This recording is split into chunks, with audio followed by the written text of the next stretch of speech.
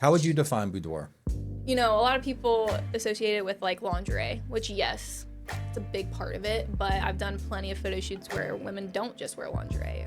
Do you only shoot women? I've done photo shoots of men, but my favorite is couples. I've never asked this on an episode, but would you want to do a session with Maria and I? Hell yes. How did you meet? Well, This is going to be good. he was my high school gym teacher. So Did you ever see the movie The Crush? No. But I This think is sounding- now you think I'm a little creepy, but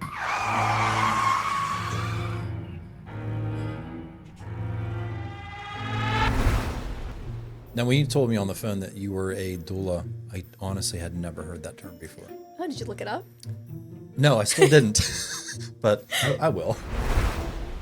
You have your own business, so I've learned something from you today, right? Placenta jerky. Placenta jerky. I mean, try it. So if someone happens to search YouTube for placenta jerky, this is going to be the first video that pops up. I'm going to ask you a question as we do this. Okay. You ready? I guess. Are you happy with how you look?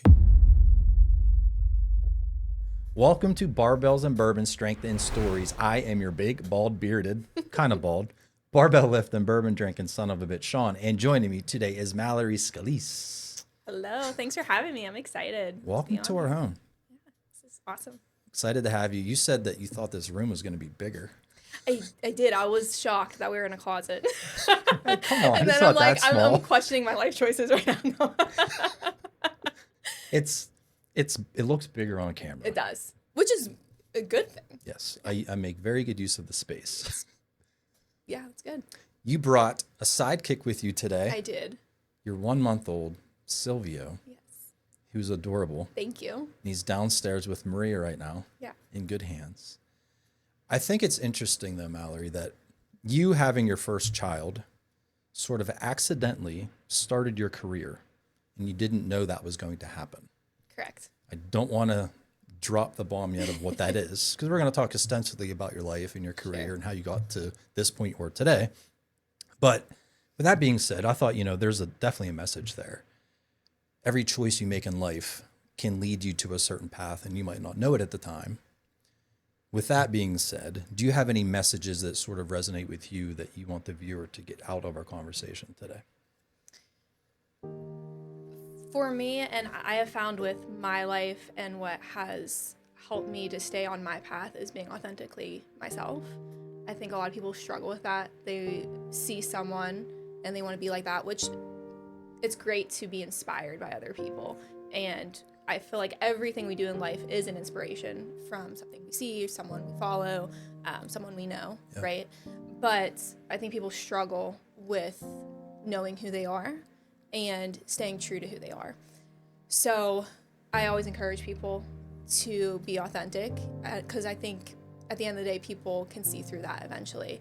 And I have found that people that look a certain way on social media, to the public eye, they're actually really sad and depressed if they aren't who they truly are and know who they are, right? And so I always encourage people to be authentically themselves, and I feel that has helped me with my career and my marriage and who I am as a person. I love that. And you said the magic word, social media. I think that is influencing the world both positively and negatively. And I think it is a lot harder to find your identity today than it was 10, 15, 20 years ago. Absolutely. Where you're not being influenced all the time. And it's funny you mentioned those big influencers. A lot of them are unhappy. Mr. Beast did a podcast with Diary of a CEO, which is goals for me as a podcaster. But he was telling the host that he's not happy. Mm-hmm. And he has everything. Yeah. He has a game show. He has all the money he could possibly imagine. He has a beautiful fiance. You would think that he would be the happiest person in the world, but he said his life sucks because he's always working and it's exhausting. So yeah, it's wild how we put these people on a pedestal and really they, like you said, they're unhappy with their lives. They don't like themselves.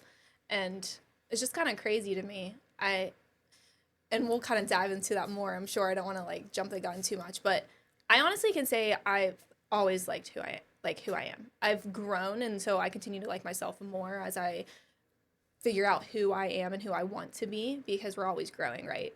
Yeah. And that's another thing though too. I think a lot of people don't do the work to grow, so they kind of stifle themselves and stay in that same boat. They're like the same person they were like 10 years ago.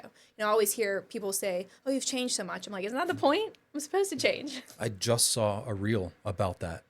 It was about, I think, a couples therapist. And I think it was the woman who came into therapy and said, "Oh, you've changed," to her significant other. And it's just like, you're supposed to change. Like, that's not a bad thing. No.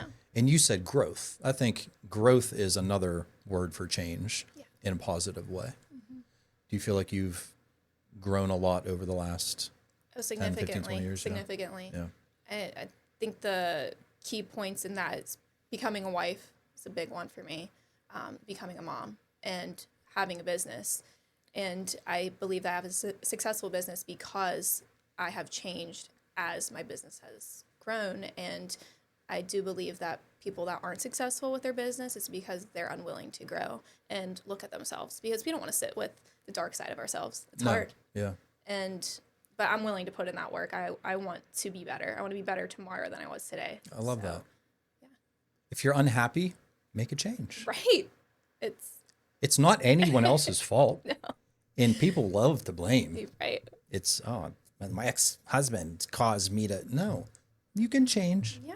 We always have a choice. Absolutely. And I believe too, I find that a lot with having a business, that people will say, "Oh, you're so lucky." I'm like, it's not luck. I worked hard for this. Does that drive you nuts when people tell you you're lucky? Yeah. Even too with my births and my pregnancies, because they were, easy, right? So I was able to have that experience because they're easy, but people don't know the work I put in to mentally be prepared for that. Sure. And, again, we'll dive into that more, but yeah. So we've said growth a few times. Speaking of growth, let's grow the channel. Subscribe. Yeah. Like the video. Shameless plugs. That's what we're supposed to do here, right? Right. I've grown, and this is great for me. I've grown 125 subscribers in the last 5 days. Oh, that's amazing. Because of one video that I posted over a year ago. You never know. And YouTube's such a weird place to live in. Yeah, you don't know how the algorithms work in and who's seeing the videos and who's getting it pushed to, and it's wild. Well, and I've noticed, like, I have to remind myself of this with being a business owner and putting myself out there, because honestly, I hate social media and I want to have it if I didn't have a business. But it's free marketing, so why not? But I sometimes am like, these people have to be annoyed with me posting about because I annoy myself. Are you annoyed? Are you annoyed? Comment below if you're annoyed. But you know how, like you said, how it was a video from a while ago, and you just never know who's going to see it or how it's going to blow up. And that's happened to me, where I just get sick and tired of, I feel like I'm almost, like it's like Groundhog Day, like I'm repeating myself constantly.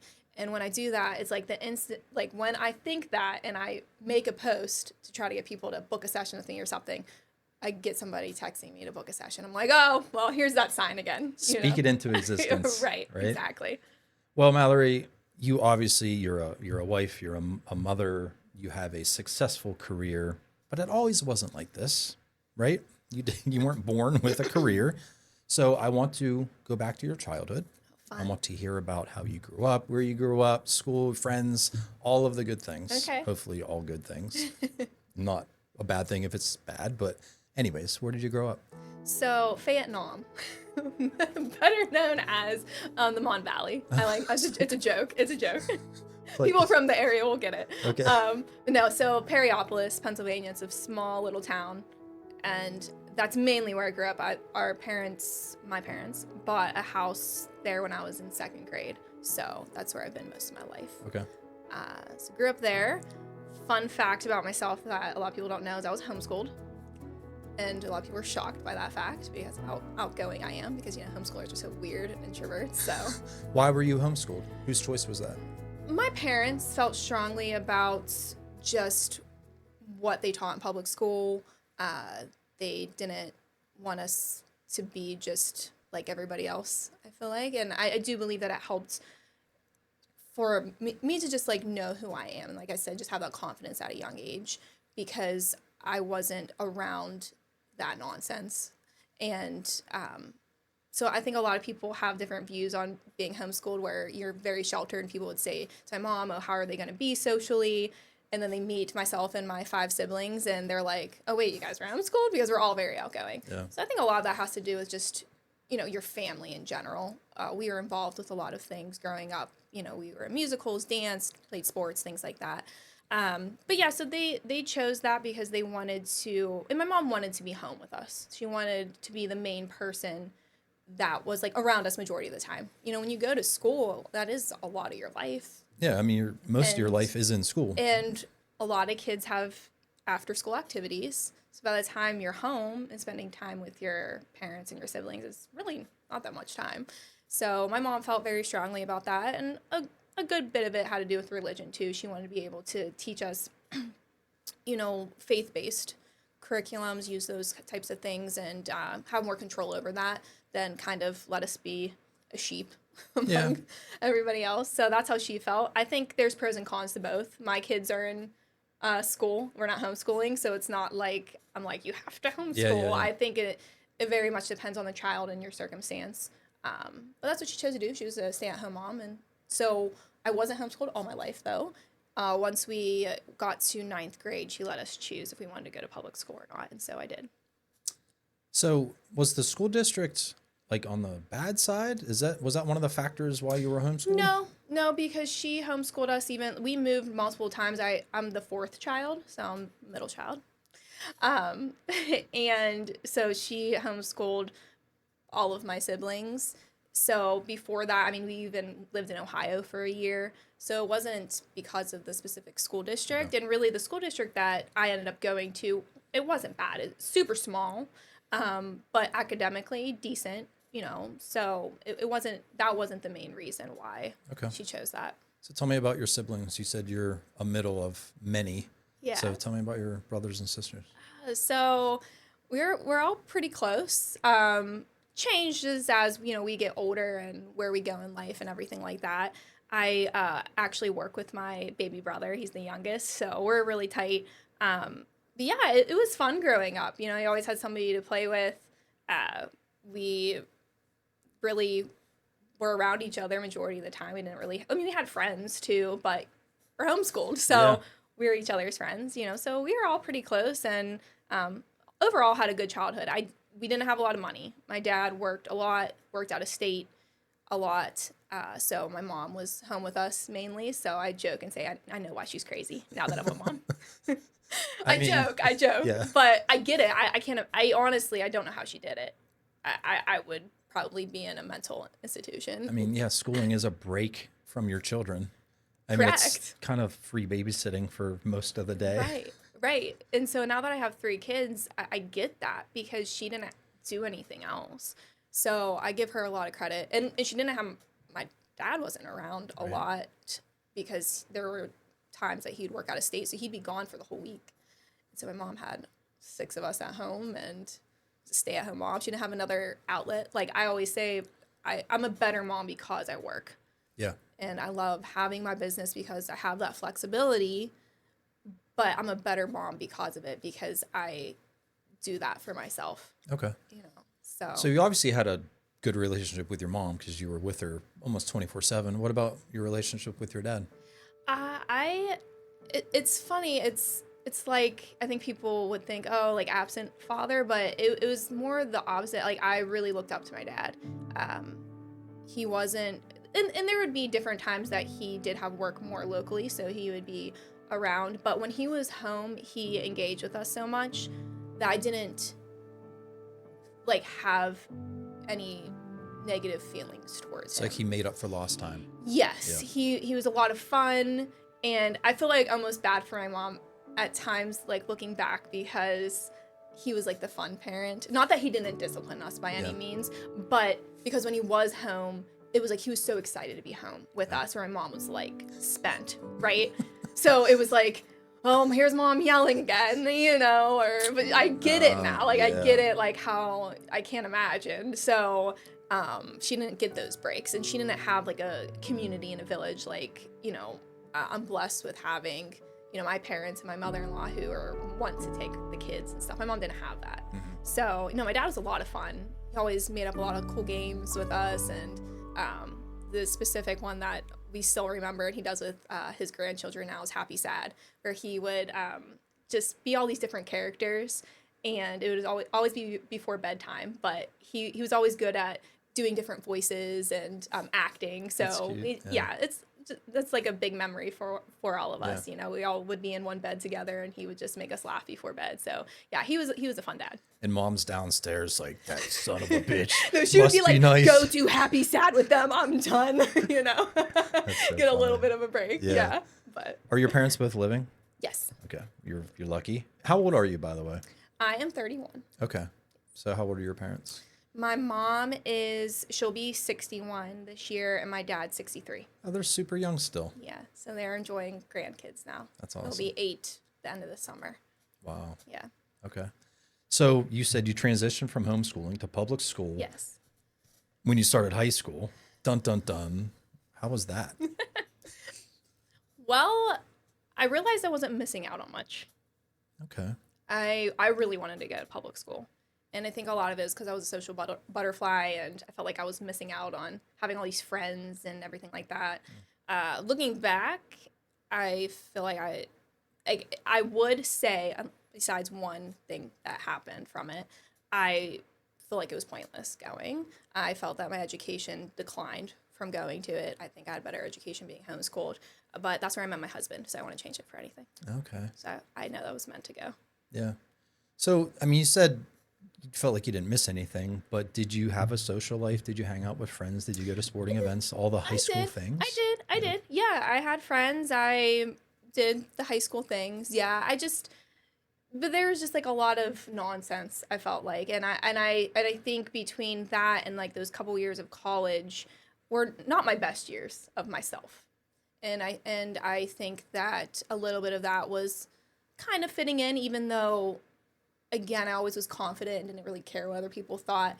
It's kind of like that age where you care what other people think about you, and I wanted to have friends. So if I looked at my entire life, I would say I didn't like myself that much during that time. So looking back, I'm like, I didn't really like who I became for those couple years. You started the show saying, be genuine, be authentic, and you felt like that you maybe weren't at that time? Right. Yeah, I think I was really trying to find myself, and again, I don't regret it because I know I wouldn't have met my husband otherwise, and so that's a big part of my life, right? And where my life is now. So yeah, overall though, it wasn't a terrible experience. I just think that it wasn't like I went there and was like, wow, like I missed out on all of this. I guess it wasn't as great as I thought it was going to be, being homeschooled and being sheltered, if that makes sense. Yeah, you were like kind of talking it up in your head, thinking it's going to be like this big, I don't say like party, but like... But like, the grass is greener on the other side, right? You think it is. And I was like, oh, it's okay. Stupid school. Stupid school. I hated school. I mean, how many kids really love school? You know what I mean? Not too many. Like my middle daughter, Zoe, she's just really good at school. I don't know if she loves school, but she just... It comes easy to her. She had 3.8 GPA, high honors. Like, she just freaking killed it. Yeah. But there's other kids that they don't want to get up in the morning every single day of every year, and I think that's more normal. For sure. But okay, so graduate high school, you meet your future husband. We'll talk about that. Okay. Where'd you go to college? I went to California University of Pennsylvania, which is not called that anymore. Cal-U. Yeah, Cal-U. Which I went only because I thought I had to go. Why? My dad and my mom did not have a college degree, so it was kind of ingrained in us, like, it's important to go to college, get a good career, set yourself up. And so they pushed that. They didn't want us to suffer as much financially as they did and struggle, right? And so that was kind of what I was told, that's what you do. But I didn't know what I wanted to do with my life. But I felt like I was going to be a failure if I didn't go. So I went, and I'm a dropout, college dropout. No regrets there. Jeez. Okay, so not to kind of pause this, but It's amazing how many guests I've had on here that have a negative feeling towards college. Yeah. You know, I'm 46, so I graduated college in 2001. I don't want to know how old you were at that time, doesn't matter. But back then, college was just the next step. You know, like it was the fallback plan. You know, if you go to college, you're guaranteed to get a job. Right. You know, worst case scenario, you might not like the job, but you're going to get one no matter what. Right. And that's kind of why I did it. It was just the next step. I didn't know what I wanted to do at 18 years old. What 18-year-old does know what they want to do for the rest of their life? Right. So I made it a smart decision, got into engineering, which engineering covers everything. Yeah. I'm like, yeah, I can't go wrong with it. Yeah. And it led me to where I am today. I have a successful career. Do I use anything I learned in college? Nope, not a damn thing. Whatever. But, you know, so it's funny to hear you say that you dropped out. College wasn't for you. You just did because you had to. Mm-hmm. So when did you drop out? When did you like realize that this just isn't working? Yeah. So I went for 2 years and kind of just took general classes. I commuted my first year. I did stay in a little place I rented there my second year and worked, which was a big part of my life as well. I got a job right out of high school working for a physical therapy company. And I got that job because I hurt my knee my senior year. I always danced, and I was pretty upset about it, thinking that I wasn't going to be able to do my senior dance recital, which I did end up being able to do. But that's where I met the owner of OSPTA, which is a physical therapy company I worked for. And he was like, listen, you're awesome. You have a great personality. You have a job here after you graduate high school if you stay around here. I'm like, okay, cool. Yeah. So worked there while I went to school. Like I said, wasn't sure what I wanted to do. I realized this is a waste. I'm like, am I going to rack up all this debt? Still don't know what I want to do. I'm just going to work really hard, save up money till I figure out what I want to do. And I had every intention of going back to college, and I didn't. So I went for 2 years, decided I'm going to hold off for now, started working more for the company, and I would work for them throughout the day and bartend at night. I worked all the time. Wow. And I just worked my way up in the company. So I was never afraid to ask for anything. I'd ask for raises all the time. You're that annoying. I would ask employee. They did not mind. They were like, Did you get them? Yes. Yes. Wow. So the first time I went to ask for a raise, and I had every right to ask for a raise. I would work multiple positions and save them a ton of money because I could. I would run circles around everybody else. So they would have me as the office manager and the aide at one office all day long because I could do it. And so I'm like, saving them a ton of money. Come on, they can give me a couple more bucks an hour, you know? So the owner of the company hired me, but his son was taking over. So technically he was my boss. So I'll never forget that it was my first time asking for a raise. And I was a little nervous about it, right? And I emailed him about it. And he was like, well, let's have a meeting and we'll talk about it. So I was on my way to the meeting, listening to the radio, like almost like I should just cancel this. This is stupid. Like, what am I doing? You know, who do I think I like? Who am I? You know, and something came on the radio where they were talking about why women make less money than men. Wow. While I was on my way to this meeting, and it said that statistically, it's actually because women don't ask for raises like men do. Like, well, I am ruining that statistic today. Yeah. Yeah, so I was like, it's my sign. I'm like, I have to go to this. Yeah. So I go, and I'm talking to him, and he was like, well, why do you think you deserve a raise? And I was like, well, I'm a great asset to the company, this, and this. And he's like, okay. I was like, well, that was easy. Try it again next week. Right? No, so I ended up working my way up in the company, ended up doing marketing for them. You know, where I had friends who were going to college for a marketing degree and couldn't get a decent job with it. So I was doing marketing for the company. I had a company car. I was working great hours. I basically just socialized with people like for my job, and I loved it. I would go to all of these events and just talk about the company and was making a ton of connections. So I think that really helped with where my career is now.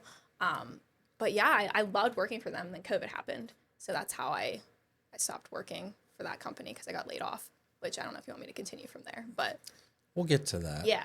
So you're also bartending. Yes. Did you do that because you wanted more money? because you're apparently a raise machine. Why did you bartend too? Yeah, just to make more money, and I got a bartending job at an Italian club, and I loved it. And again, I love people. Like, I just love to meet people, and I can talk to people, and I really enjoyed it. I enjoyed bartending, so it was easy money, and I was like, why not? I had all this energy. I'm like, I was single. Like, Yeah. why not? Yeah. Like, why not work, you know? So that's what I did. What's the craziest bartending story you heard from clients without throwing anybody under the bus? Anything stand out? Crazy story, like something that happened while I was there. Just or... like, because I know, bartenders are an ear for the Yeah. clients, right? And you kind of get dumped on, kind of like podcasters. I mean, it's kind of the same. it is. It's like therapy. And that's Yeah. where, I mean, same with my other job. It was therapy. It was physical therapy, but it was more mental therapy than anything, because you're getting people coming in there multiple times a week, right? Sure. So you get to know them really well. I'm terrible. I swear, like, having kids in my brain, mom brain, I Tried don't it. remember. I don't It's okay. remember. Yeah. I can't remember anything too crazy. My Sorry at this last point. guest, Brian, he was a bartender also. And Mm-hmm. I think I asked him that same question. And he ended up getting customers that were in the mob. Okay. So that was kind of his craziest. Yeah. And he got invited to the mob's bar after hours. And anyways, don't get involved in Yeah, the nothing mob. like that. The one bar I worked at, the pagans came in a lot, and my mom was so mad I worked there at that bar. So I would bartend at the Italian club and then this other local bar where it was like a pagan bar, a biker bar. Okay. And she was so mad at me. But I was like, Mom, this is the safest place for me to be. They love me. I'm like a daughter to them. Like, they won't let anybody mess with me. There's always somebody that stays to make sure I get into my car. I'm like, they will literally kill for me. Like, literally. And so I'm like, I'm not in danger. Sure. So I'm like, I feel so safe here. She was so mad I bartended there. Oh my So that gosh. was something, I guess. But they were all really cool. Yeah. I like them all. They were like all dads to me. Said So no one ever. The pagans are really cool. they're really cool, actually. Just don't get on the rat side, I guess. Oh my gosh. So I want to take a step back, because you dropped out of college and your parents are the ones who told you that you should go to college. How did they feel about that? They weren't like super hard on me about it because I was working, and I wasn't like a bum living at home and expecting them to pay for everything. So I was paying for my own stuff. But they just wanted to make sure that we were set up, And so I think they were a little bit disappointed because they're like, well, what are you going to do? And I'm like, well, I have a decent job here. And I think they saw right away that I was just making my way up in that company. So that I think eased their minds a little bit, knowing that I was doing pretty decent being a teenager, Yeah. young 20-year-old. So when you went into college, did you have any idea what you wanted to do? I know you said you took like general studies, but did you have a few options? So honestly, I thought before like I officially graduated high school, I thought about becoming a teacher, health and phys ed teacher specifically. And I actually did not go for it because so many people discouraged me from it because they're like, you're never gonna get a job. And so I was like, I'm like, why am I gonna go to school for this? I'm not gonna get a job. So, and then I thought about physical therapy because I started working for that company and really enjoyed working there. But I'm like, I'm not meant to go to school for 7 years. It's just not in me. Like Right. I'm not meant for that. Yeah. So I decided not to do that either. But yeah, those are like the two things I was kind of interested in, I would say. Otherwise, no, not really. I didn't know what I wanted to do. Okay. So at what point did you decide, working two jobs is too much? When did you start to kind of focus on one career or another? Once I became pregnant. Okay. Daughter. Yeah. So after I got married and got pregnant, I still bartended and worked for that company while I got engaged, when I got married, but I got pregnant like right after I got married. So especially bartending at the club because they smoked there, I just didn't want to bartend there anymore being pregnant. So that's when I stopped bartending but continued to work for that company. Okay. Let's talk about hubby. You guys met in high school. Did. What's hubby's name? Joe. Joe. You just light up. He's my soulmate. That's awesome. So when did you meet him? What year of high school? And how did you meet? Wow. This is going to be good. It is. It's spicy. He was my high school gym teacher. Yeah. Wait. So How old is Joe? Joe is 39. So he's Okay. 8 years older than me. Okay. Continue. So I will never forget the day I saw him for the first time. I was, like I said, I was homeschooled, go to public school. It was probably the first week of school or something. So at the school I went to, they did block scheduling. So I don't know if you know what that is, but you had a class for, you're like wanting to know. You're like, come on, go on with it. You have a class for like just 2 9 weeks. So he taught health and phys ed. And so I had him the second half of the year. So I didn't have him as a teacher yet, but he was on lunch duty for my lunch.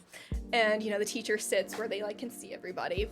And I go to sit down at my table. I'm like, oh my God, who is that? Like, fell in love the moment I laid eyes on him. And everyone's like, oh, that's like Mr. Scalise, the new gym teacher.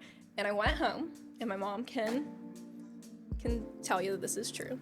I went home and she was asking me about my day, and I was telling her, and I was like telling her about Mr. Scalise. And I'm like, Mom, I'm going to marry that man one day. And I sure did. That's crazy. Yeah. So how old were you at the time?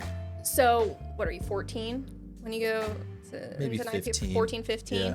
Yeah, and he was fresh out of college. So he got a job. He went to Slippery Rock, got a job right out. So he was young, the older man. To you. Yes, to me. Yes. Well, you sent me family pictures. He's a handsome man. Yes. I'm secure enough to say that. So I'm not saying I see why you fell in love, but anyways.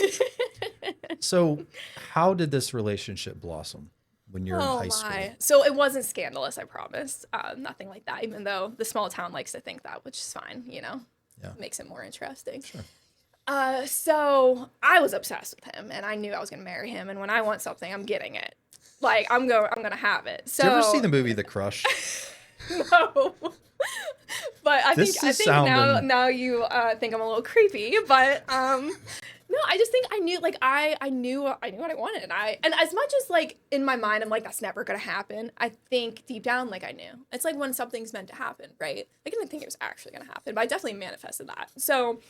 So it was actually basically once I was dropped out of college, I definitely stalked him on Facebook. So he was not that teacher that was, you know, okay, it's a little fishy, there's stuff going on with students. He was very like straight-laced kind of guy and wanted nothing to do with me, even after I graduated, because it would be okay, because to him, he's like, you're a former student. Even if it would be 10 years later, like that freaks him out, right? So... But he was always, like, super friendly and wanted to know, like, you know, what his students were doing and, like, you know, likes to hear, like, you know, what they're doing with their life. So I had 2 younger siblings that would still go to school. So I'd, like, run into him at the school, you know, whatever. And we were friends on Facebook because he, like, would accept it once you graduated high school. And he always had a girlfriend. Okay, so, but there'd be times he'd break up with his girlfriend. And I would disappointed when he said that. Yeah, I would just sneak in there, right? I'd, like, make up some reason to message him. Like, one time, my younger brother came home with the yearbook, and there was a picture of my husband in there. So I'd like, and it was like a funny picture. So like sent it to him, like just because I wanted to have a conversation with him, right? So, and he would like play along with it. Like he honestly, like reading the messages, you're like, he's flirtatious, but that's just like him. And I think he didn't realize he was being flirtatious. So like I thought, oh, maybe I do have a chance with this guy. But basically it just kind of like happened from that. We would like talk back and forth sometimes, and like as soon as he had a girlfriend, like he'd tell me I have a girlfriend. So he's like that type of guy, very like honorable type of person. So one time we just were talking after he broke up with one of his many girlfriends, and we were talking about Slippery Rock because I was considering going back to school there, and I knew he went to school there. So, you know, playing it up, saying, "Oh, you know, what'd you think of school?" And I was like, "You'll have to come visit me sometime," you know, those types of things. And he was like playing along with it, and I was like, "But I'm not going to be going till, if I do go, like next spring." And I was like, "So maybe we should hang out before then," you know, kind of bold. And he said, "Well, I'm going to be doing a Spartan race coming up here. Would you want to do it with me?" I'm like, yes, you don't have to ask me twice. I was like floored. I'm like, oh my gosh. So his side of the story is hilarious because he didn't even want to ask me, but he didn't have anybody else that would go with him. Oh my gosh. So it's kind of funny hearing his side of the story. Like his brother wasn't in town, so he couldn't go, and that kind of thing. This so chick won't stop nagging me, so I'm like, But the funny thing is he totally made it out like he was into me because he asked me if I wanted to train with him leading up to it. So like, what do you think? Like, you know, Yeah. I should have had you guys on together. you should have. It would have been a lot of. It would have been a lot of fun. Maybe Joe will come on in the future. You He would could love. tell his side. You would love to have him. Yeah. I'm always like, stop telling your side of the story. It's not as fun. Like. So we ended up doing the Spartan race together. Well, we trained. Okay, well, I have to get back to that. So we trained before that. We would go and run together a couple times, and he told me that like we would drive up together because it was like a couple hours away. So I was like, okay, cool, you know, because I didn't really care to drive all the way by myself. I guess. Yeah, if I have to, you know. Well, the last day that we were training, we were done. He's like, oh, I want to talk to you about something. I'm like, okay. And he signed up for like the elite, I think is what it's called, where they like race first because he was like competing. And I signed in later, so like at a completely different time. And he was like, I forgot that it was this early. I don't want to be getting up that early, driving all the way there. Like, I want to be, like, refreshed going in, you know, like, all this stuff. He's like, so I'm going to be getting a hotel room. And I'm like, but wait. So he's like, I'm going to be getting a hotel room. But he also was saying, on the other hand, how he doesn't want to be in a relationship. As he's thinking about getting out of teaching, becoming a police officer, going into the military, like all this stuff, right? So I'm like, this is mixed signals, dude. I don't know what's happening here. And so he's like, so I feel really bad because I told you, like, you know, we drive up together. And he's like, but I'll even get like separate rooms. I'll pay for them, like, you know, like the whole thing. So I'm like, let me think about it. Okay, because I didn't want to sound any type of way, right? So I was like, let me think about it. So I went home and I never asked my parents for permission. Like, I was a little bit rebellious. So I did go home because I didn't know what to do. Because I didn't want to sound eager and be like, okay, is he going to think I'm a hoe? You know what I mean? If I'm like, yeah, like, let's share a room. Or is he going to, like, think something else if I'm like, I'm going to go out by myself? So, I'm like, what do I do? Because I really like this guy, you know? Like, what should I do? And never thought my parents would respond like this because I felt like they were a little strict. And they're like, you're an adult. Make your own decision. I'm like, well, shit. Damn. Like, the one time I actually want you to tell me what to do, you're not going to tell me.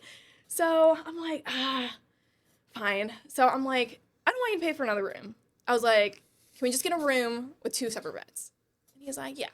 So that's what we do. I don't want you to pay for a different room. I don't want you to pay for another room. Right? That's a good line. Yeah. You know, sounded like I wasn't a hoe, but, you know, here we are. So, we end up driving up together, have a great time because we're listening to music, and he's playing from his iPod, right? And I know all the music because I have sisters his age. So he's like looking at me like, how do you know these songs? But loving it because I know all the songs that he likes. So we have, you know, great time driving up. We end up going out to eat like that night. You know, we just had a good time, good conversation, and then we're going to bed. Well, neither of us can go to sleep.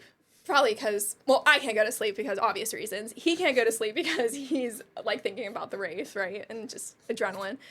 So I'm like just laying there, you know, and he's like, are you asleep? I'm like, no. And he's like, all right, I can't fall asleep either. So we like turn on the lights. And he's like, I read this article earlier this morning.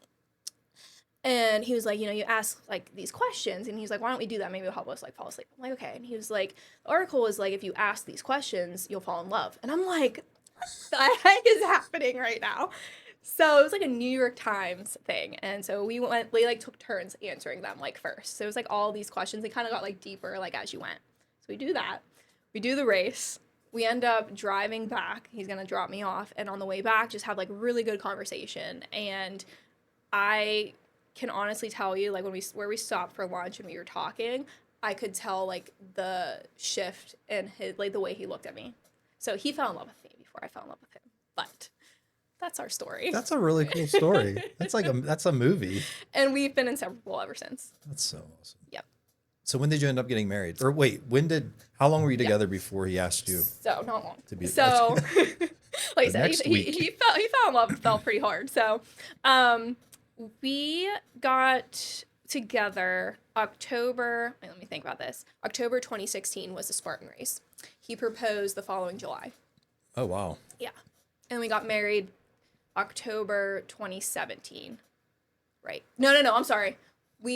I mixed up the years. October 2015 was the race. We got engaged July 2016, got married October 2017. So you got married 2 years after Correct. you met. I mean, yeah, pretty much. I mean, we of. didn't really know each other. Yeah. That's wild. Yeah. Soulmates. Right. That's what I'm telling you. I guess you believe in soulmates, right? Yeah. Yeah. Yep. We're definitely like each other's person for sure. I can just tell, like, because I talked to you on the phone for a couple minutes the other day to kind of get to know you. And yeah, I mean, you wouldn't stop talking about him. Like, you can tell that you love this man. Yeah. That's awesome. Yeah, I do. He's great. He's a great guy. Well, you have kids with him, so you better be Yeah.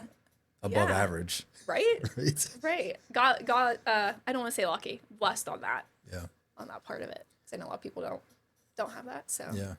Well, before we talk about your children and what it was like to have your first child and the thing I hinted at earlier about how your first child led to your career now. Sure. Would you like a drink? Sure. I was wondering when you were gonna ask me. Gee, sorry. I waited I feel like 44 minutes. How I'm like dare moving me? in this chair so much, and I'm like, it's probably just gonna pick up squeaking sounds No, the whole time. We'll cut that out. It's fine. I move a lot. Is there anything, I mean, I don't know how familiar you are with bourbon, but is there anything that looks cool, Well, on the sounds way cool? here, I was hoping you were gonna have Elijah Craig. So We have plenty. yeah, I see that. I'm like, he has a lot of that up there. Yeah, I'll go for that. You want an Elijah Craig? Sure. So we have barrel proof, which is strong. Okay. We'll just say strong. And then I have that straight rye. And then the toasted barrel. Toasted barrel's good. Yeah. You want to try that one? Yeah, we'll try that one. You're gonna I don't make want me the super stand strong. up. Yeah, you don't want me going kneeling on the seat to try to get that. Probably not too safe. Like you did earlier. Short girl props. So this is unopened. Look at you. Is that okay? You're special. Yes, I'll open it. Yes, it's okay. You got quite the collection here. Yeah, would you believe I had this collection before this podcast was ever a thought?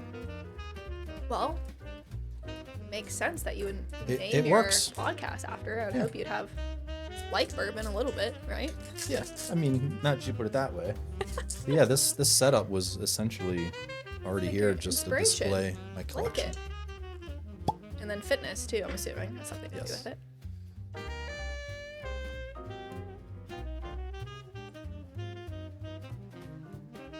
So this is the Elijah Craig Toasted Barrel. It is 94 proof, which is respectable. It's not going to knock you on your ass, I don't think. Guess we'll find out. Take it slow. Yeah, don't. So I had Rob Topinski on here, and he slugged the whole thing up in one. I'm like, not doing that. I'm like, bro, this is a sipper. He took it all down. But the toasted barrel means it is twice barreled. So it's Okay. aged in one barrel for X amount of years, and then that's transferred into another barrel for X amount of years. So it takes on a little bit more characteristics I of feel like the it's oak. a good bourbon to sip on while you're telling a story. Cheers.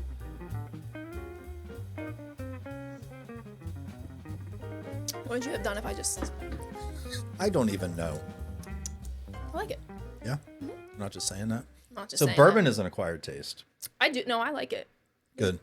I think it has a little sweetness to it. Yeah. I like it too. Some hair on your chest.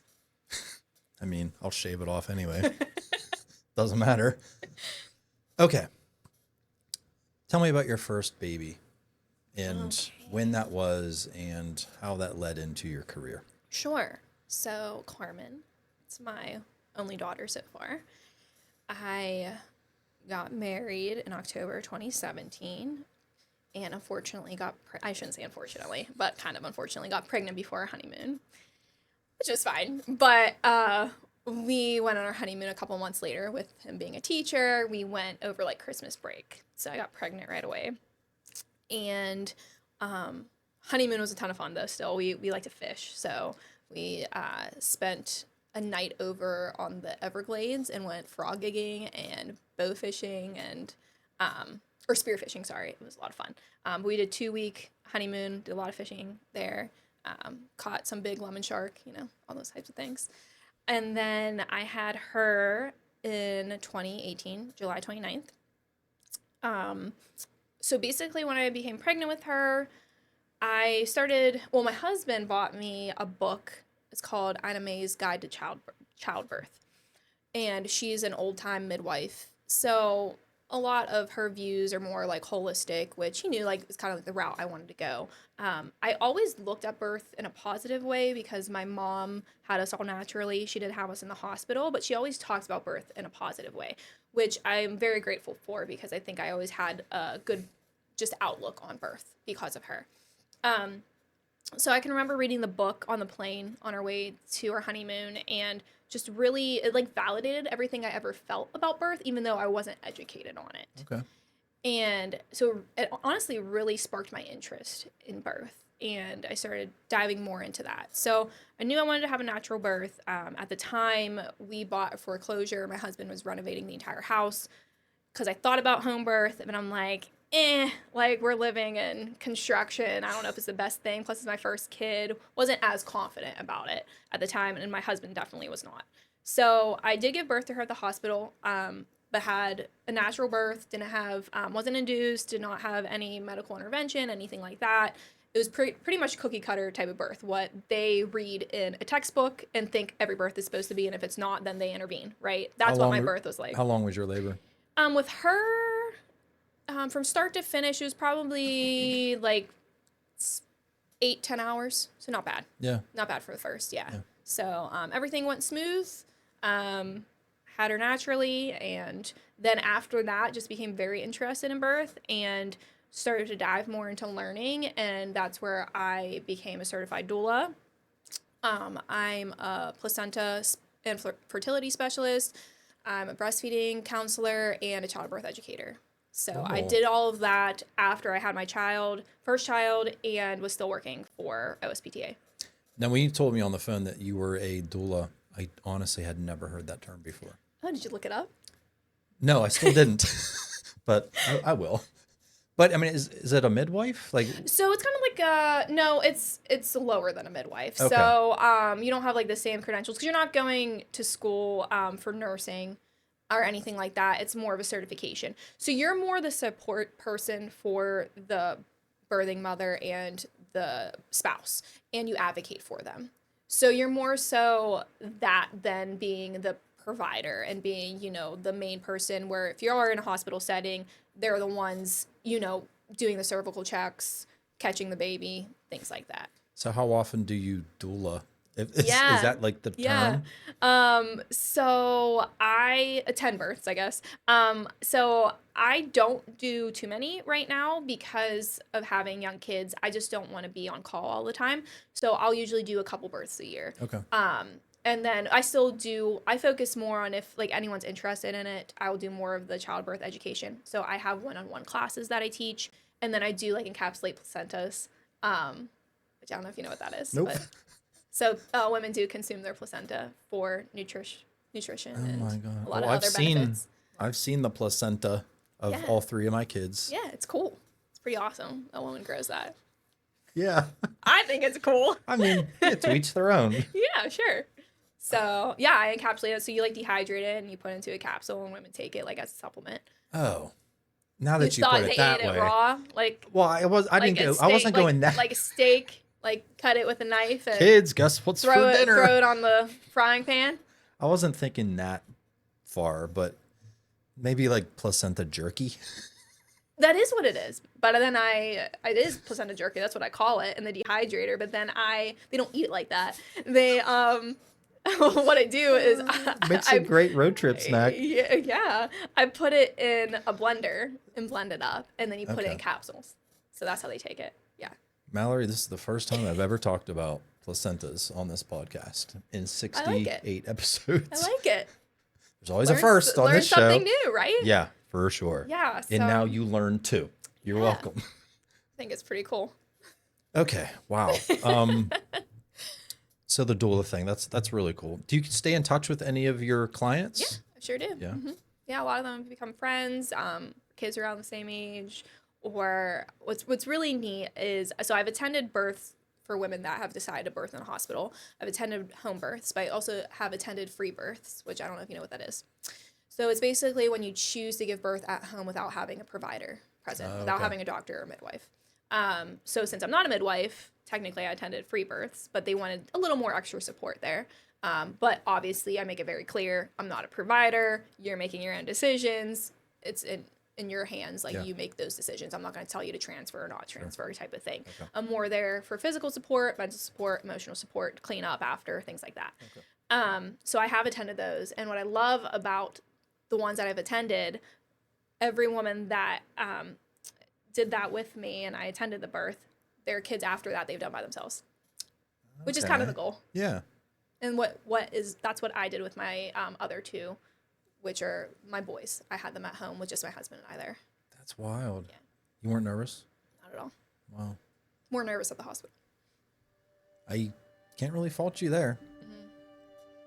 Crazy things happen on hospitals. Yeah. Do you have a trust issue with the medical side of things? Yes. Really? I think it's good for certain things, but I think that it's used too much, and I think that there's not full autonomy there, and I don't want to have to advocate for myself that hard when I know what I want, and I don't want to, especially in that vulnerable state, when I already told them that I don't want to do X, Y, and Z, and they try to push it on me, because we're going to fight. Yeah.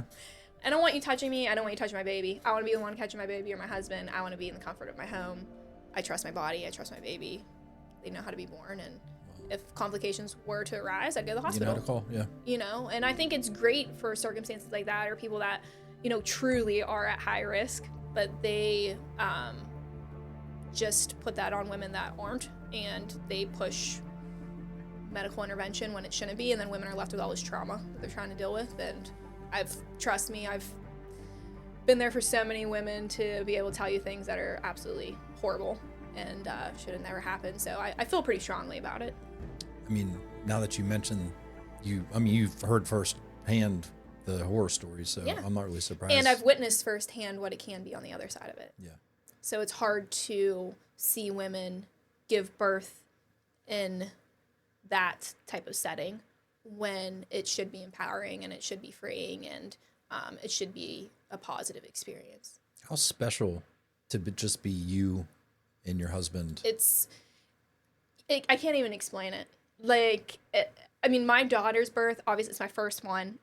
I didn't have a traumatic experience at the hospital personally, so it was good. Yeah.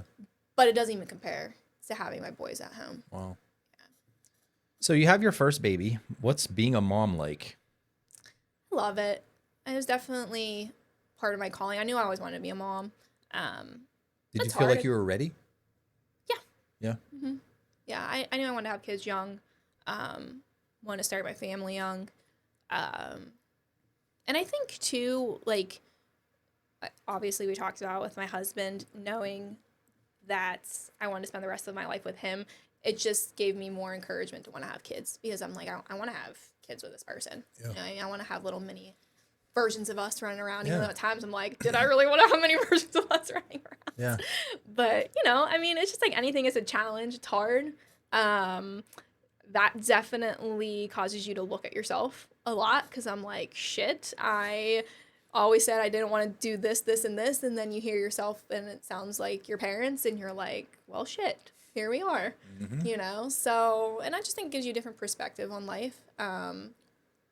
It's great. I think if you want to and you're able to, there's no greater gift, in my opinion, than to have children and to be a parent. Couldn't agree more. So, I got 3 teenagers.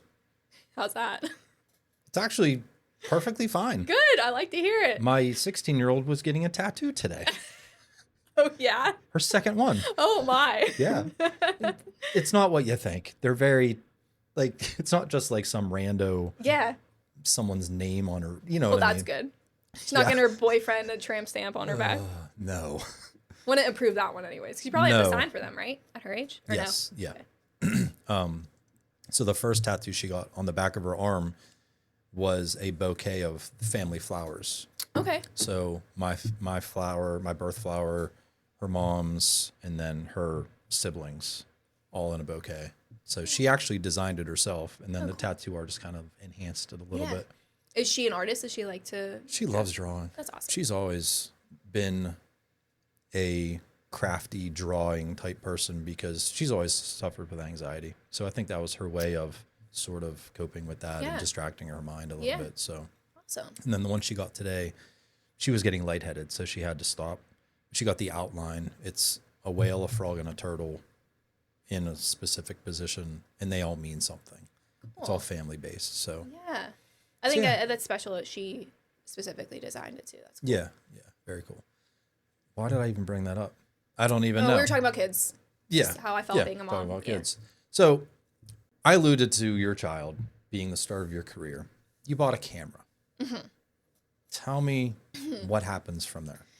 Yeah, so I really just wanted to buy a camera because I was like, hey, it'd be nice to take pictures of my daughter, not constantly feel like I have to go pay to get a photo shoot done, even though I still would every once in a while. But I knew I would want that. You know what I mean?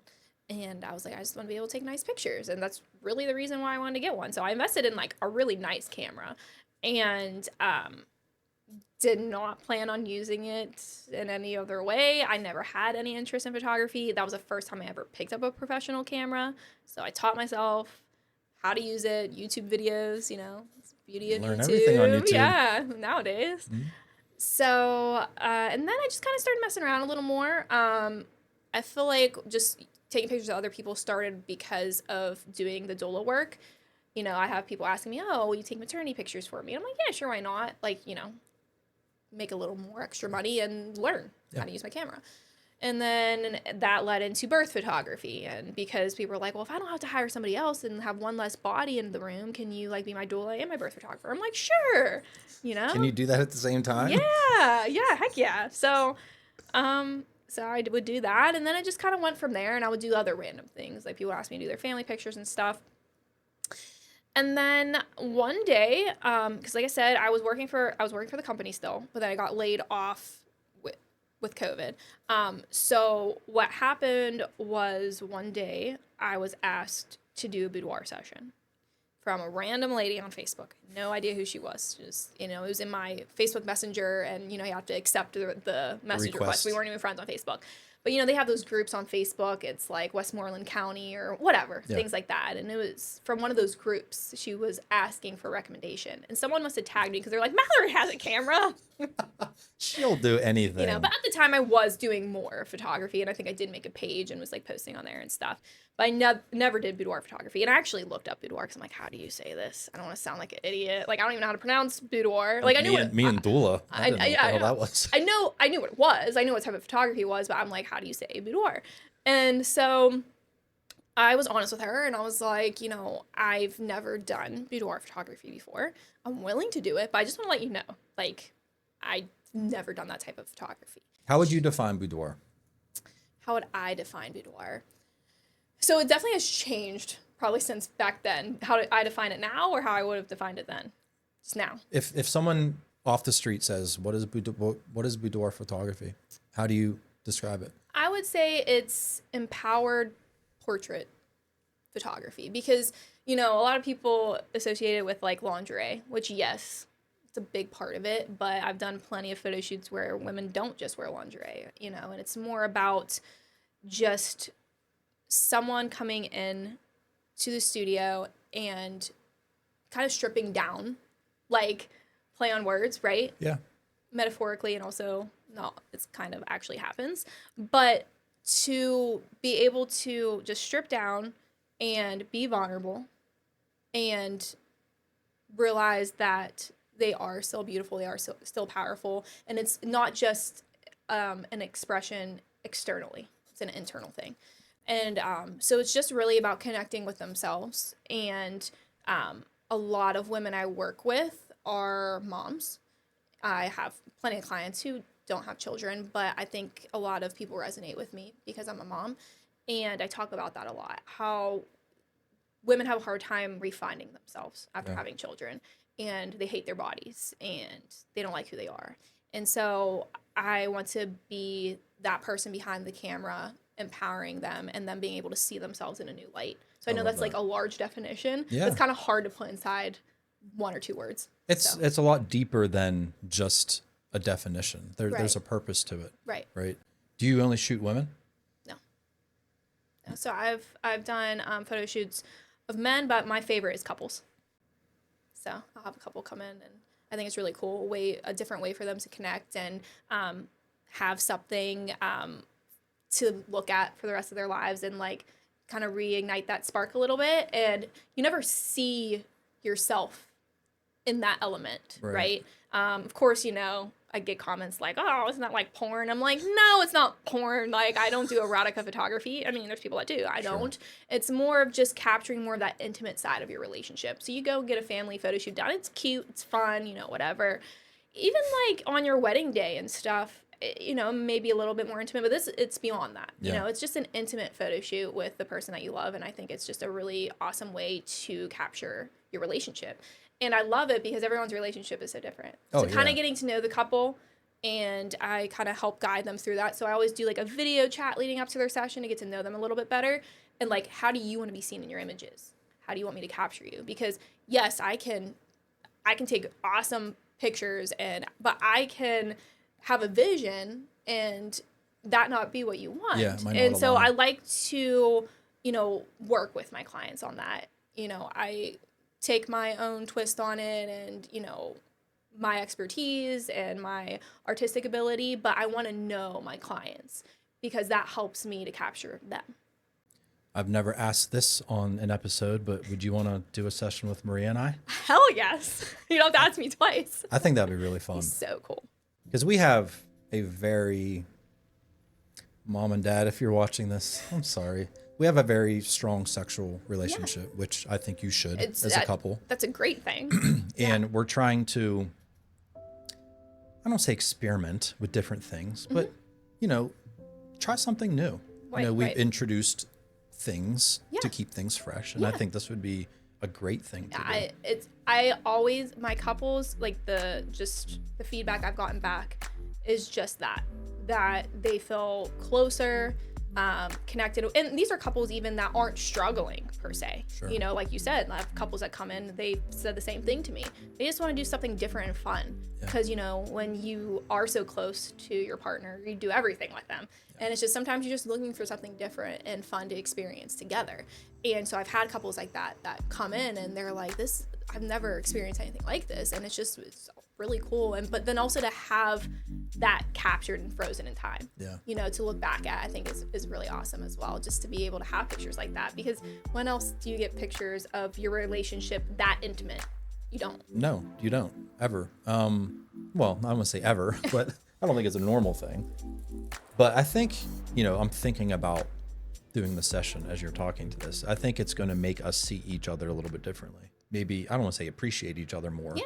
But yeah. And I think it helps you see you differently though too. True. That part's really cool. So you're going to learn really quick. And you already met Maria when you got here. She's watching your son right now. We're very different people. I'm the cool, calm, collected, I don't want to say serious person in the relationship. She's like energy, funny, so there's going to be a lot of interesting dynamics. I love it. Yeah. It's fun. So, all right. Well, I'm excited for it. Let's go. Get it on the books. Let's do it. So what has this photography career done for you personally? So much. I think I mentioned briefly earlier that it just really has helped me to look at myself more and to work on myself, because starting a business and working with the public, and I have a big following and I have like a private Facebook group. It's just women only. So a lot of women that look up to me, and that's a lot of pressure sometimes. And like I mentioned before, it's important for me to be authentic though. I don't want people to think I'm putting on a facade or I'm fake. I want to be real with people. And so I put out the dirty stuff too, and I'm just honest. I'm honest about who I am and what I'm struggling with, but also what I'm successful in and how I can help other people. And so it's just really helped me to look at myself. It's helped my marriage. Like I said before too, it's also helped me to be a better mom, because I feel that I've found my purpose, and being a mom is part of my purpose, but I'm not just a mom. Yeah. And I also encourage women of that. You don't have to just be a mom. You don't have to just be one thing. It's okay. But then it's okay too if you do decide just to be at home. I think there's so much pressure in today's society to be one or the other, or, be able to do it all. But it's also okay if you want to do it all. Yeah. And I tell him that. I'm like, it's okay if you want to have a successful career and be a mom. You can be great at both. You don't, because I think people get this idea of if you have this great career, you're neglecting your children. And that's not true. Or vice versa, right? And so I just want to encourage women to, and that doesn't have to be what I do, right? I'm not saying every woman has to do what I do. You don't have to have a business. You don't have, if you don't have children, that's fine too. But just finding what your purpose is and what you want to do in life and sticking with that and not apologizing for it. Yeah. And I just think we have a lot of pressure in society and women especially to look a certain way and be a certain way, and everyone's different. There's not one box for that. Yeah. So that's really, helps to, just that light has shown from just having a business, like being able to relate to other women, and that helps me to grow as a person and get to know people on a deeper level. I think the episode I was listening to, I really liked when you were saying having this podcast and talking to people and how you view people. Having this business has helped me to view people in a completely different way and be less judgmental. Yeah. It really has. Like, it's wild just how I view people now. Well, I mean, you're seeing people a lot differently than most people see people. Sure. You're seeing people at their most vulnerable, raw, almost naked state. Right.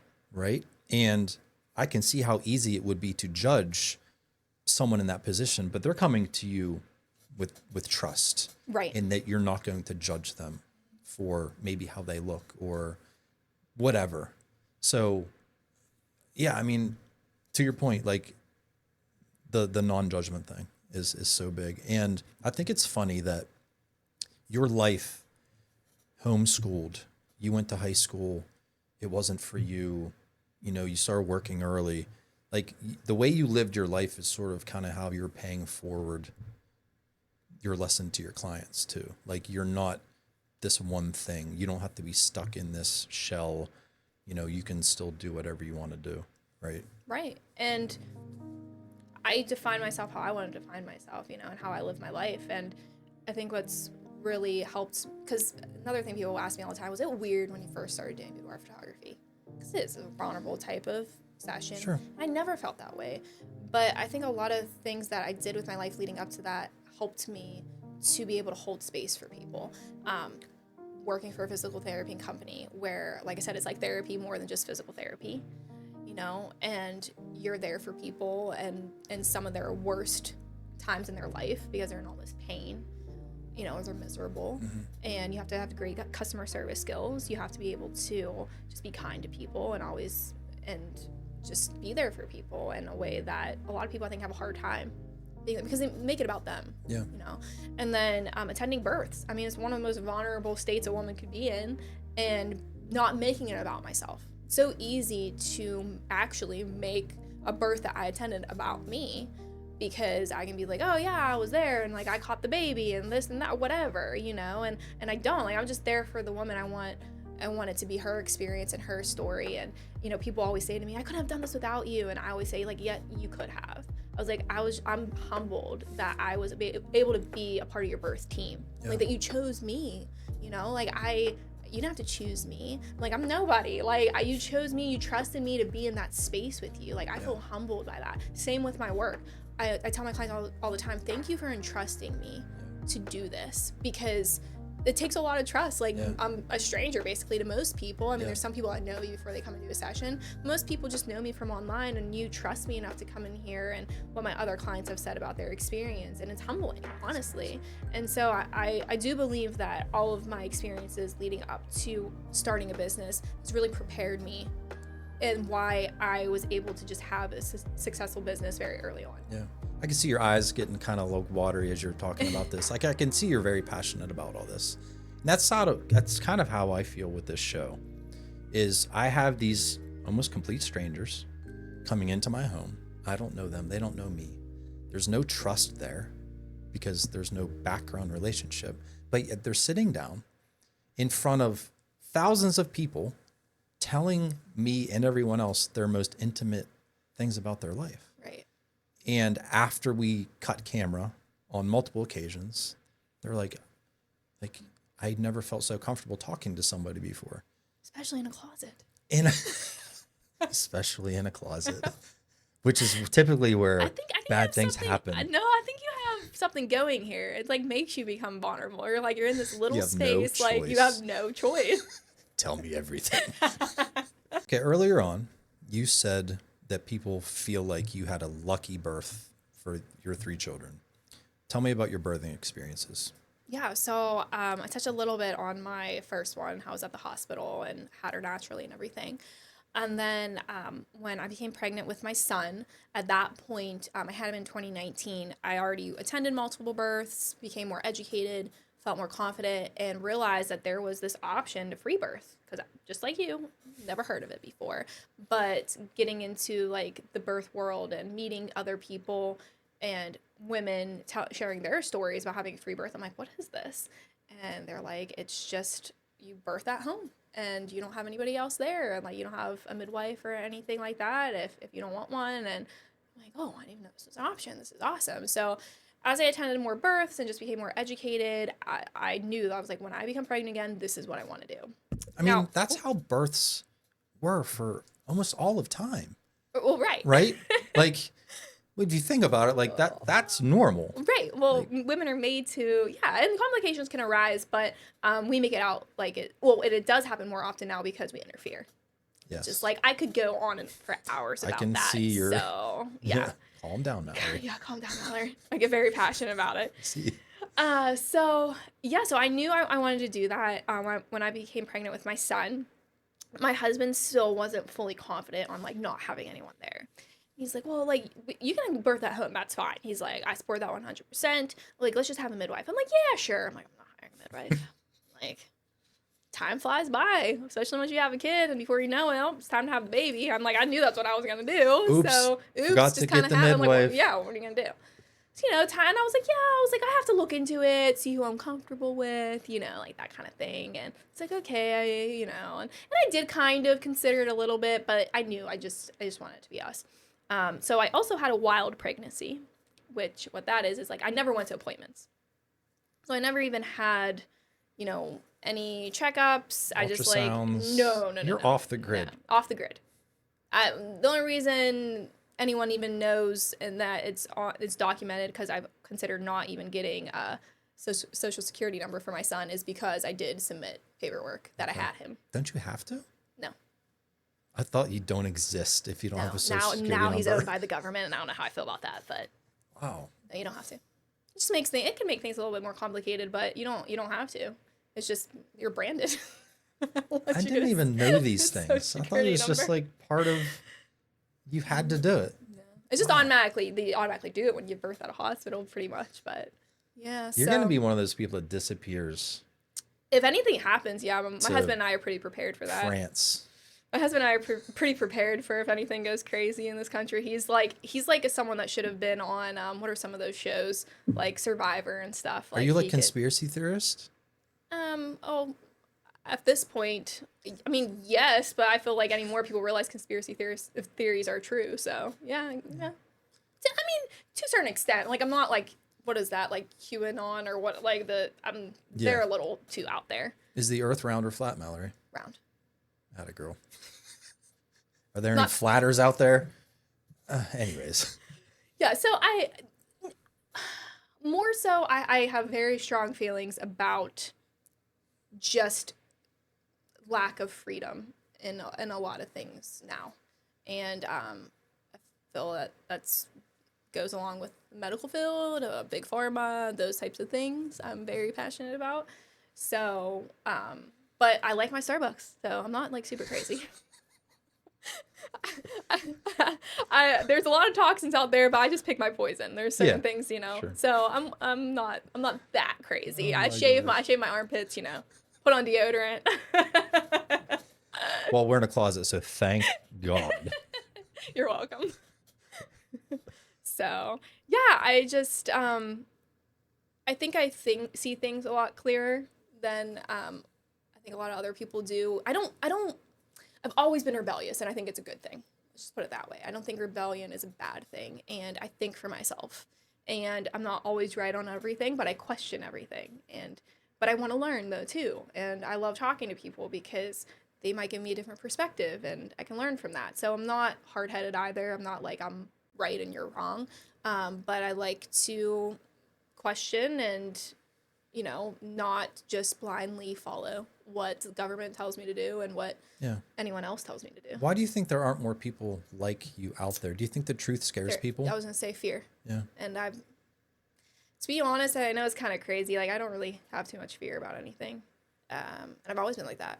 I've always been pretty courageous and daredevil, like I said, rebellious. I just I have a lot of faith, and my husband, if he was on here, would tell you that that's one of the things that really attracted him to me, because he always prayed for somebody who had more faith than him, and he's a very logical type of thinker. Yeah. So we complement each other on that regard. He can kind of pull me in when he needs to, and I can kind of be like, listen, you're overthinking this. So It's just so ironic to me that you were homeschooled for more than half your life, and you were, I'd say, sheltered. Maybe that's not it's the right definitely word. sheltered.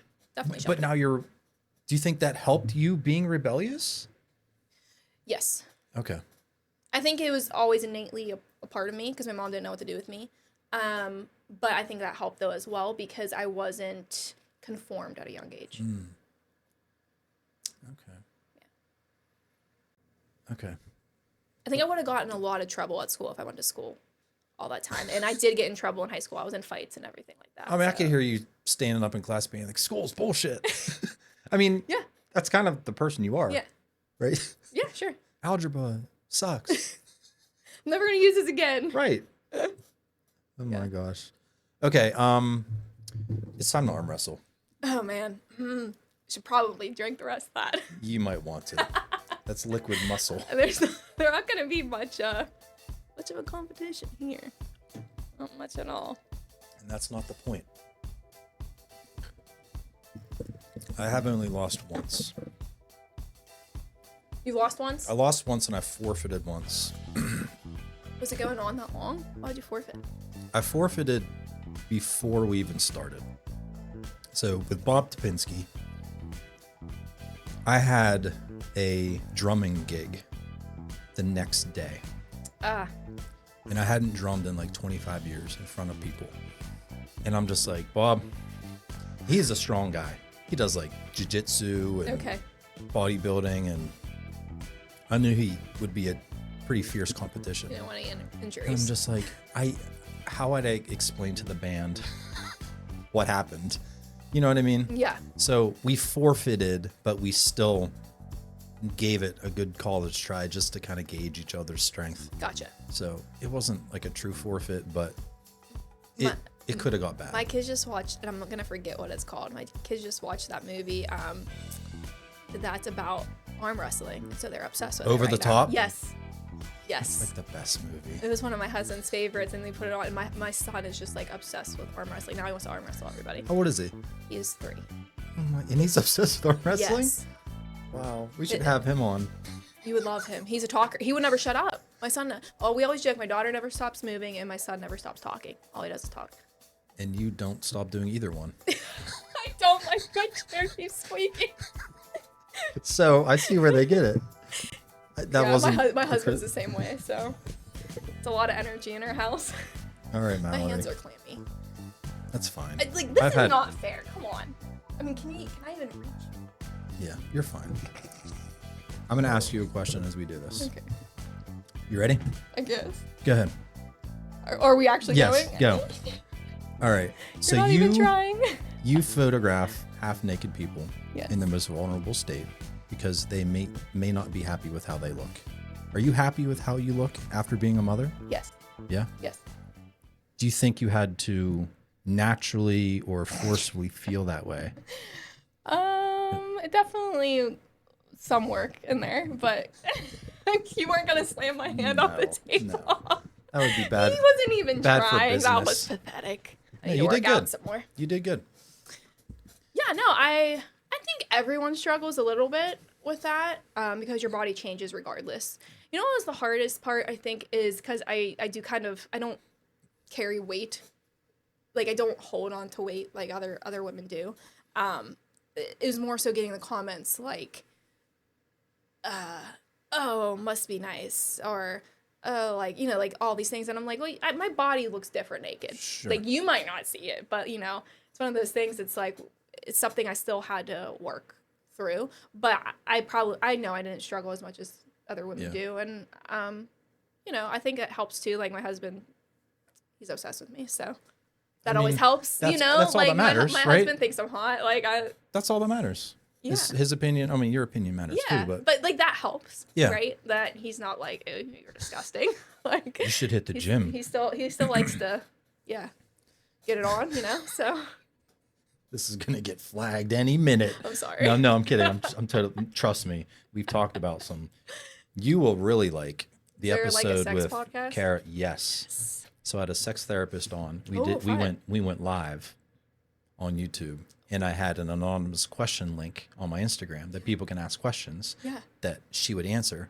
We talked about everything from porn to Awesome. toys to you name it. Yeah. Yeah. I'll have to listen. What was her name? Kara. Do you know what episode it was? It's on the shelf. No, Kara. Yep, K? 63. 65? Is that a 5? Kara K? Yep, that's her. 65. I can't. That's far. It's okay. That's far It's away okay. in this closet.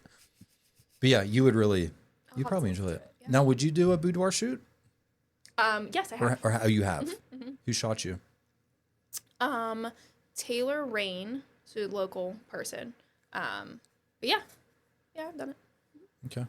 Do you think that helps you shoot other people, being that you've gone through the process? Yeah, I wanted to be able to experience what my clients experience. You know what I mean? I think it's important to show them that, like, I can do this too. Or it's kind of hypocritical and, if you're... and I also, like... And I did it... I kind of did, like, a combined... she's in Greensburg, by the way. Shout out to her, because I think it's good. Yeah. I'm all about... no competition. It's all... We can collab. We can... I love that. Yeah, I think it's good. Yeah. Why not? Yeah. Because there's people that, you know, vibe with her more than me and vice versa. So there's nothing wrong with that. Yeah. So community over that. But community over competition is what I always say. What was the question? You doing the shoot and being able to put yourself in their shoes. So, yeah, I think it's important to show that. But also, like, I did combine, like, branding and that. But I also wanted to support her. Is what I was getting to. I think it's important to do that. And because, I mean, I could go on anywhere. I know tons of photographers all over the country who I love and would love to get. But I'm like, why not do somebody local? So Yeah, I've had a podcast buddy of mine, Ish Lopez. He has the Relentless Project podcast. He was a guest of mine, and he sends me some of the guests he's had. Yeah. He says, "Oh, this person would be a great guest for you You have because a different audience. Like, why not?" And that's what I'm not about that. I mean, there's plenty of people out there like that. There's enough work for her. There's enough work for me. You know, my style isn't going to be for everybody. Like, I'm not for everyone. Yeah. You know? Yeah, Even though we like to think that everybody's going to like, I mean, I know not everyone's going to like me. You can admit it, yeah. You know, and that's okay. Yeah. I'm not for everyone, and not everyone's, I mean, she's not for everyone. You know, it's whatever. It's You fine. are your authentic self, Right. and it's not for everyone. Yeah. Except for Joe. Right?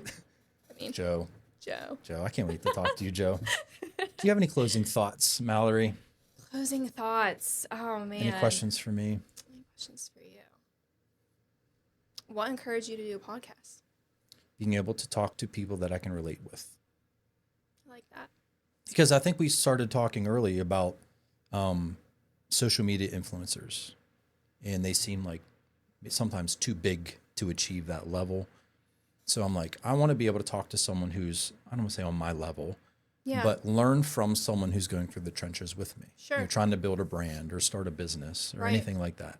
Right. So yeah, you have your own business. So I've learned something from you today, right? Placenta jerky. Placenta jerky. I mean, try it. Oh my gosh. I'm going to put that as one of the tags of the video, placenta jerky. I like it. So if someone happens to search YouTube for placenta jerky, this is going to be the first video that pops up. I like it. You're welcome. It's awesome. If you like this episode, which I know you did, click the like button, subscribe, watch one of these episodes, and I will see you on the next episode of Barbells and Bourbon. Thanks for having me. You're welcome.